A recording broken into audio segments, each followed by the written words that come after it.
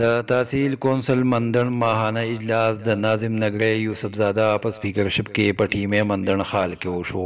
په اجلاس کې ناظم مندن، نصیب خان، ټیمو مندن، افسر علي، د ویلیج کونسلو ناظمینو، یوت، کسان، اقلیت او یوې زنانه ممبرې ګډون کړی وو. په اجلاس کې ناظم مخلنی علمگیر خان د سپیکر په عہده د تحفظاتو اظهار وکړو او احتجاجاً یې د اسمبلی نه واک آوټ وکړو چې وروسته ناظمینو په کوششونو واپس خال ته راغی.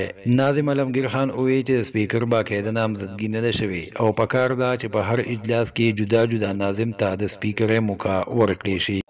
اجلاس نه راغوښتی کېږي. اوس اجلاس راغوښتی شو، ټیک ته زموږ چیرمین صاحب اجلاس راغوښتو. سپیکر خبره ده په دې باندې ډېرو خلکو تحفظات دي. نو دا اوس د ناظم صاحب خوښه ده چې سپیکر څوک کولی شي، پریزایډنګ افسر څوک وي. لکه دلته خو موږ ټول یو کورو چې په کار چې کله یو کېږي کله بل کېږي، چې ریګولر داسې یو تن کېږي. په دې باندې د خلکو تحفظات دي. زه کم از کم نن د دې اجلاس ته چې کوم نه واک آوټ کوم، بایکاټ ته کوم، ته کوم نه نه زه ځم.